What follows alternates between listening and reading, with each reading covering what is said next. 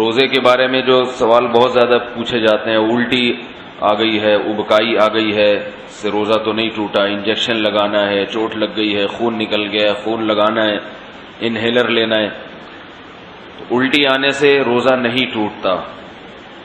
الٹی آنے سے روزہ اس وقت ٹوٹے گا جب دو شرطیں پائی جائیں گی۔ ایک یہ کہ الٹی منہ بھر کر ہو بہت زیادہ، اور منہ بھر کر الٹی ہوئی اور آپ نے اس کو نگل لیا، تو نگلنے سے روزہ ٹوٹ جائے گا۔ دوسری شرط یہ ہے کہ الٹی منہ بھر کر ہو، خود سے نہ ہو بلکہ آپ نے جان بوجھ کر کی ہو، منہ بھر کر اچھی طرح سے۔ منہ بھرنے کا مطلب یہ ہوتا ہے کہ اتنی زیادہ ہو کہ آپ اگر روکنا چاہیں تو وہ روک نہ سکیں، اس کو منہ بھر کے کہتے ہیں۔ ورنہ اب منہ ہر ایک کا جو ہے کیونکہ وہمی لوگ جو ہے نا، پھر وہ وہمی لوگ جو ہے نا وہ تنگ کرتے ہیں۔ وہمی کہتے ہیں اب مجھے پتہ ہی نہیں چل رہا کہ میرا منہ بھر کے ہوا ہے یا منہ تھوڑا ہوا ہے۔ تو بھائی اب منہ تو آپ کا اپنا ہے، میں تھوڑی پتہ لگا سکتا ہوں کہ آپ کا منہ بھرا ہے کہ نہیں بھرا۔ اس کا ایک فقہا نے ضابطہ بیان کیا ہے کہ اتنا کہ منہ میں روکنا اس کو ممکن نہ ہو۔ تو چھوٹی موٹی ابکائیاں آتی ہیں، چھوٹی موٹی الٹیاں آتی ہیں، یہ اگر نگل بھی لیں تو بھی روزہ نہیں ٹوٹتا۔ ابکائی آئی اور آپ واپس لے گئے تو نہیں ٹوٹتا۔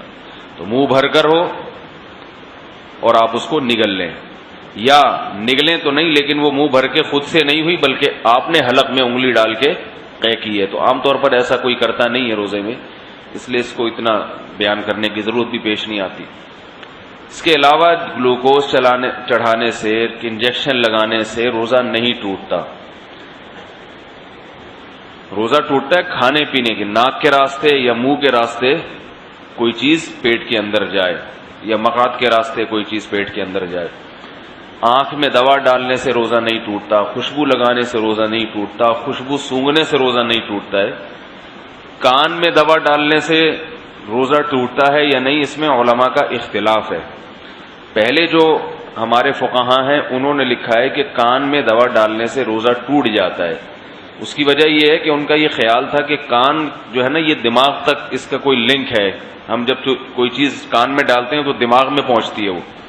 لیکن بعد میں جو ڈاکٹروں کی تحقیق ہے وہ یہ کہ کان میں کچھ بھی ڈال دیں وہ دماغ تک نہیں پہنچتی، نہ پیٹ میں جائے گی وہ، نہ دماغ میں جائے گی۔ تو اس تحقیق کی وجہ سے علماء کی رائے بھی تبدیل ہوئی۔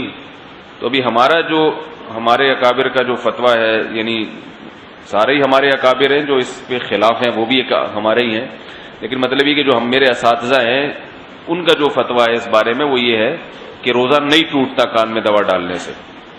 البتہ ہمارے ہی اکابر میں بعض اس کے قائل ہیں کہ ٹوٹ جاتا ہے، تو احتیاط یہ کہ نہ دوا ڈالی جائے، اور اگر کسی نے دوا ڈال دی ہے تو بھی کچھ نہیں ہوتا، انشاءاللہ روزہ نہیں ٹوٹے گا۔ آنکھ میں دوا ڈال دی اور اس کا اثر گلے میں محسوس ہوا تو بھی روزہ نہیں ٹوٹتا، سمجھ رہے بات کو؟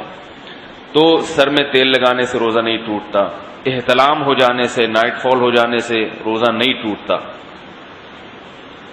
زوجہ کے قریب کوئی شادی شدہ آدمی گیا اور ڈسچارج ہو گیا تو روزہ ٹوٹے گا، ڈسچارج نہیں ہوا تو اس سے بھی روزہ نہیں ٹوٹتا۔ اور یاد رکھیں اگر اس نے ہم بستری کر لی تو پھر جو ہے روزہ بھی ٹوٹے گا اور 60 روزوں کا کفارہ بھی ہے اس کے اوپر۔ زوجہ سے ہم بستری بالکل حلال نہیں ہے روزے کی حالت میں، اور ویسے جان بوجھ کر روزے میں کھا لیا تو بھی روزہ ٹوٹے گا بھی، اور 60 روزوں کا کفارہ بھی ادا کرنا پڑے گا اس کو۔ تو رمضان میں کھانے کی اجازت نہیں ہے روزے کی حالت میں، روزہ ہی کیسا جس میں کھانے کی اجازت ہو، تو سزا بھی ملے گی، صرف روزہ نہیں ٹوٹے گا اس میں۔